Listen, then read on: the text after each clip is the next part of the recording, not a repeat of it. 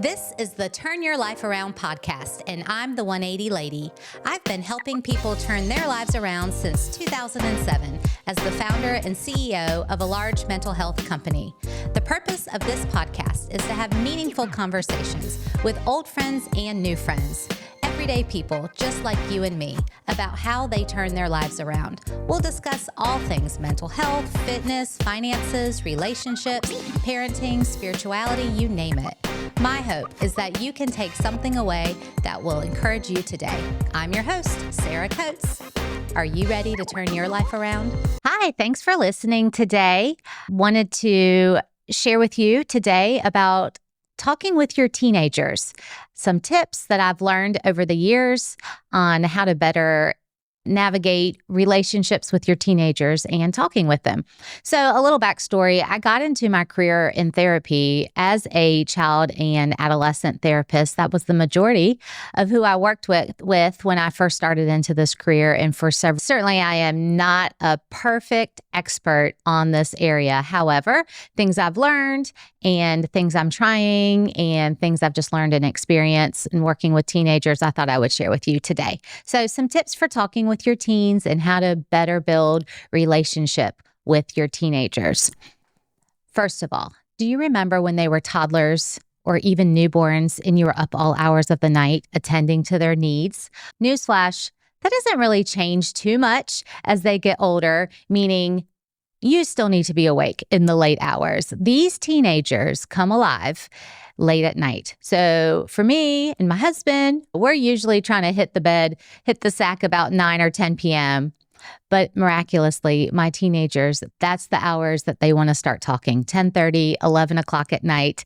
And I just think it's really important that as parents, we are trying to stay awake some of the time to have those conversations. And to be honest, some of my favorite moments in the week are when I go upstairs to say goodnight to my kids and they're like, hey, come in here and sit with me for a minute. I got to tell you something.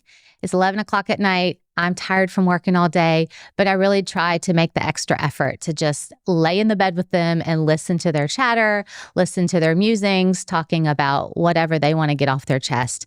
And it's a really sacred time and it's a special time. And so I encourage you, if you're a parent of teenagers, make that time to let those kids talk late at night. On that note, I also feel it's so important that you as a parent are listening to the things they talk about that seem mundane, seem silly, seem maybe irrelevant to you. But if you're letting your kids talk when they're elementary age, middle school age about the silly nothings, and you act very interested and you do take interest in what's important to them at those ages, when they're older and they want to come to you with the heavy things, they will already feel comfortable talking to you about those things because they've learned that they have your listening ear, that you care about what's important to them at that time, and they're going to reach out and talk to you when the super heavy things that they need to talk about come up.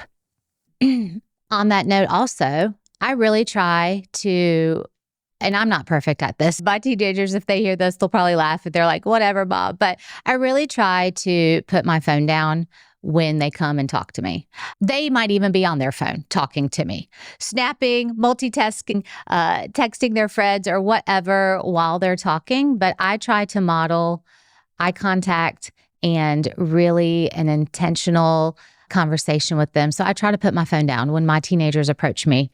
Sometimes I'll say, hey, hold on, let me finish sending this email, and then you'll have my undivided attention. But again, trying to model that eye contact. And I think that's really important actually in today's society as we're so techy, so involved in the electronics and the phones and the emailing and the whatnot, that I do think that we're starting to lose eye contact and the value of eye contact and intentional conversations. I think that's another tip, trying to put your phone down when your kids need your attention and want to talk to you.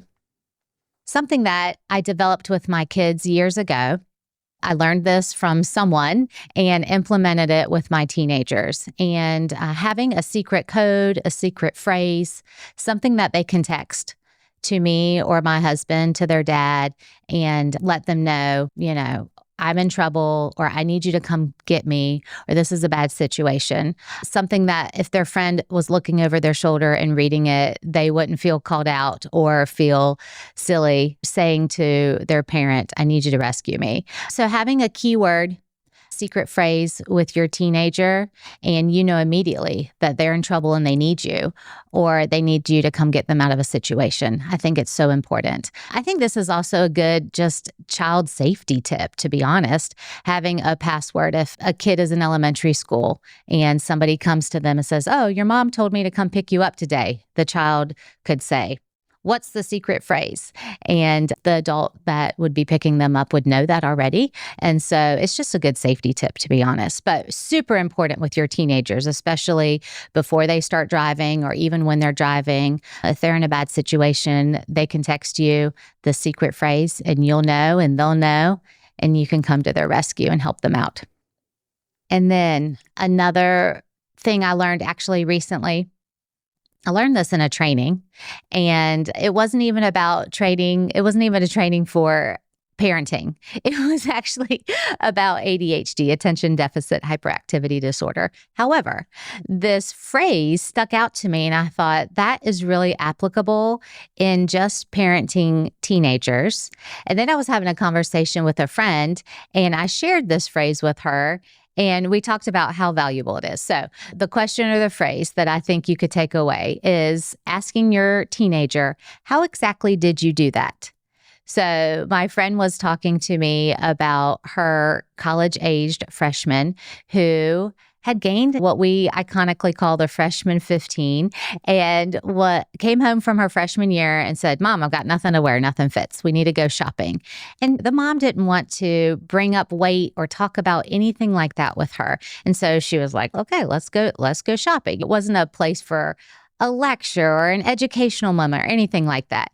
But I brought up this idea of just asking the teenager, how exactly did that happen? Or how exactly did you do that? And of course, college freshmen can easily identify what habits they've built throughout the year that may have led to some unintended weight gain or whatever the case would be.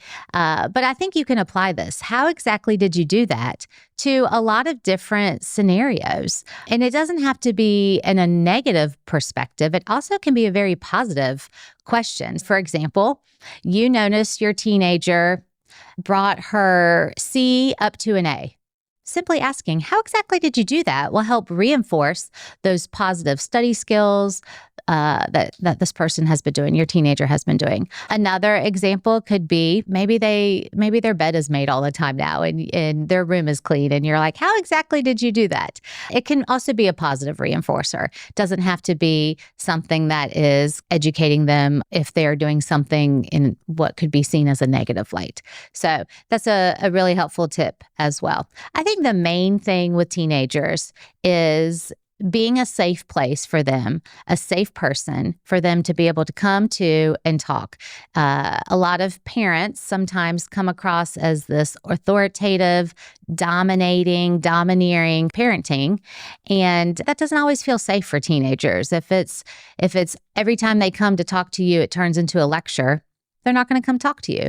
If every time they come and tell you about the latest drama and you roll your eyes and say, that's stupid, they're not going to keep coming to you about that drama. And so the whole goal with teenagers is to keep open lines of communication so that when it is so important and they need you, you're available to help them out and come to their rescue.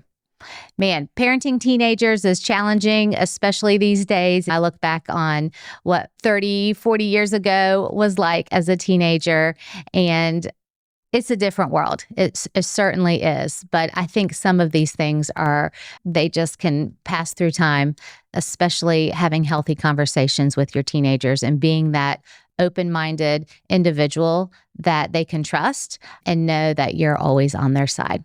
So if you have any questions or you want to further discuss how to better navigate conversations with your teenagers, therapy is a great place to do that. I'll give a plug for 180 Counseling. We have 6 locations across the Triangle and in Wilmington, and we have a lot of adolescent therapist that can help you navigate those challenging times with your teenagers, help you navigate better parenting with your teenagers. So give us a look on the website or give us a call, but you can find 180 Counseling and a great adolescent therapist at www.180nc.com. That's ONE80nc.com. Thanks for listening.